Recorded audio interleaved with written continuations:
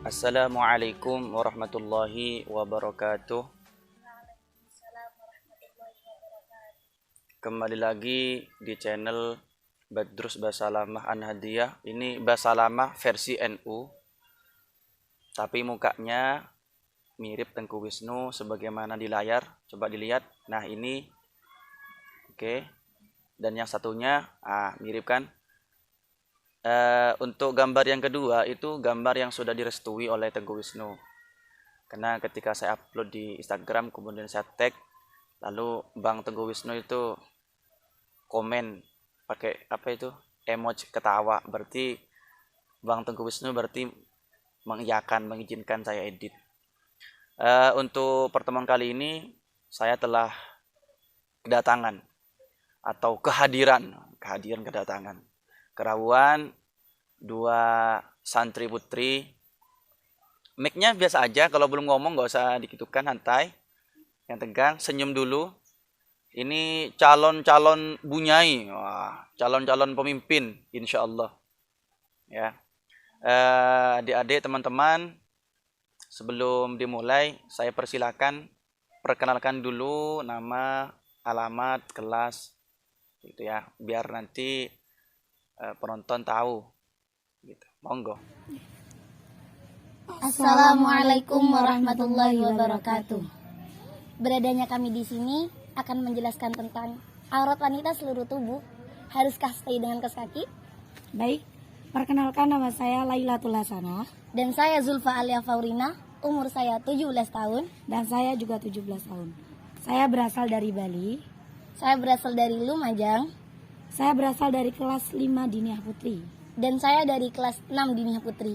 Dan kami dari kelas 3 Aliyah Madrasah Aliyah An-Nur. Wah, ini bintang tamu yang sangat kompak ya. Juga rumahnya jauh-jauh ini dari Bali, dari Kute, dan Pasar, dan dari Lumajang. Teman-teman, bahwasannya di dalam Islam sangat mengenal yang namanya aurat. Aurat sebagai hal yang penting untuk diketahui, karena aurat itu adalah semacam bentuk penghormatan untuk diri kita sendiri. Kalau kita nggak nutup aurat, berarti kita tidak menghormati diri kita.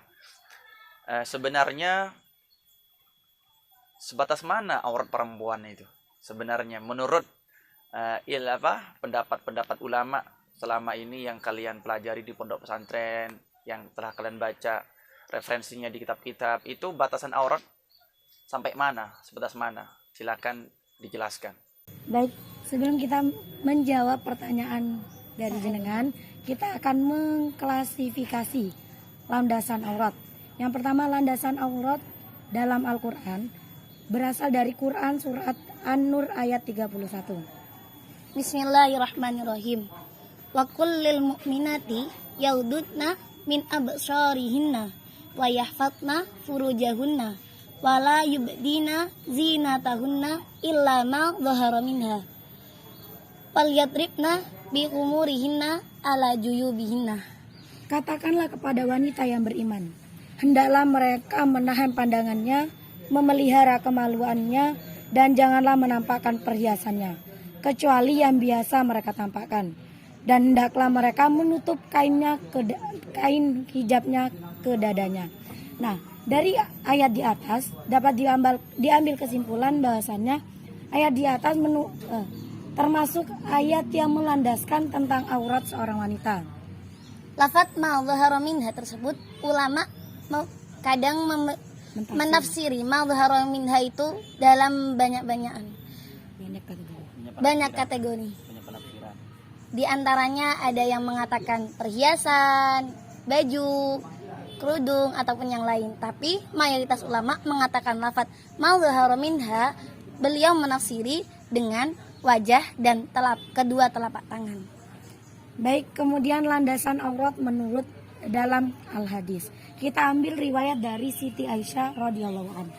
Beliau mengatakan bahwasannya Asma binti Abu Bakar pernah masuk ke dalam kamar Rasulullah dengan menggunakan kain yang tipis atau transparan.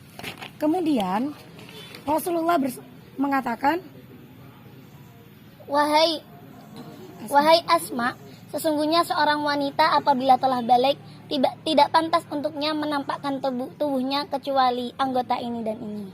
Kemudian ada dalil dari hadis yang diriwayatkan Usamah yang menjelaskan tentang masalah ini.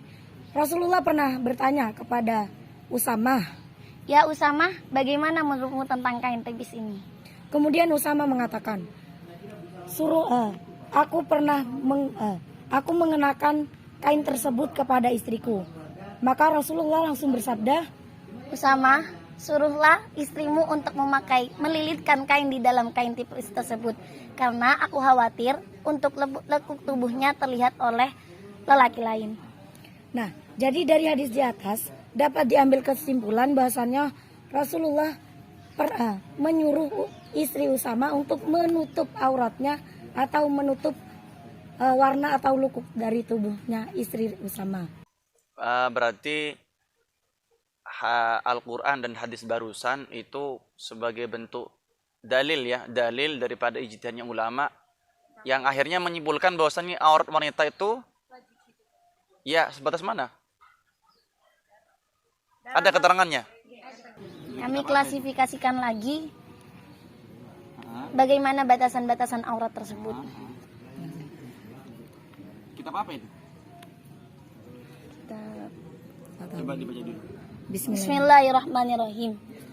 Wa minha al-mar'atu fil aurati laha ahwalun halata ma'a zawji wala aurata bainahuma wa fil farji wajhun wa halata ma'al ajanibi wa auratuha kullul badan hattal wajhi wal kaffaini fil asah wa halata ma'al maharimi wan nisa'i wa auratuha ma bainas surati war rukbati wa halata fi sholati wa auratuha kullul badan illal wajha wal kaffaini wa sharraha al imam al ramli fin nihayah bi anna alladhi yajibu satruhu minha fil khalwati ya al auratu as-sughra wa huwa al masturu min auratir rajuli. Tadi ulil mar'ati apa tadi? Halatun. Ahwalun apa halatun? Ahwalun. Habis itu bacanya apa?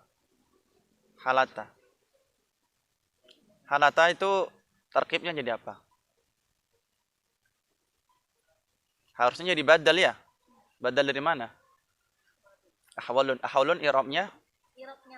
Berarti kalau mubdal minhunya rafa berarti dibaca? Badalnya juga rafa. Berarti dibaca gimana? Halatun ma'az ila akhirih. Bukan halata ya, gak apa-apa. Sabkul lisan. Itu maksudnya gimana itu? Tadi yang dibaca itu. Jadi penjelasan dari ibarat yang rekan saya tadi bacakan, aurat sendiri itu dibagi menjadi beberapa keadaan. Yang pertama, dalam keadaan istri terhadap suami itu tidak ada aurat kecuali dalam farji. Farji itu ulama khilaf, ada yang mengatakan itu aurat, ada yang mengatakan tidak. Yang kedua, antara perempuan dengan laki-laki yang bukan mahram, itu auratnya seluruh tubuh. Nah, sedangkan perempuan dengan perempuan atau perempuan dengan yang mahramnya itu antara pusar dan lutut. Nah, tiga keadaan ini dalam keadaan di luar salat. Sedangkan di dalam salat, ketika di dalam salat itu auratnya semua badan kecuali wajah dan telapak tangan.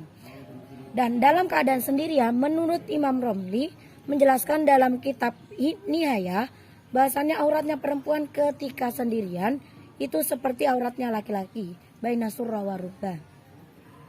Begitu. Kalau di hadapan laki-laki yang bukan mahram? Seluruh badan. Seluruh badan. Yeah. Berarti wajib pakai kaos kaki dong? Hah? Menurut Tapi aurat niku ada dua Sat. Ada dua klasifikasi. Ada khilaf. Ada ulama khilaf dari ulama. Menurut mayoritas ulama, banyak yang mengatakan bahasanya aurat wanita di luar sholat itu seluruh tubuh.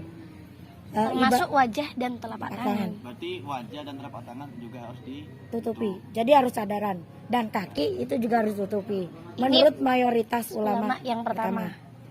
Untuk mayoritas ulama yang kedua, mayoritas apa sebagian? Sebagian ulama yang kedua, beliau mengatakan bahwa aurat wanita semua seluruh tubuh kecuali wajah, telapak tangan. Dan ada yang berpendapat bahwa kaki juga bukan merupakan aurat. Kaki bukan aurat.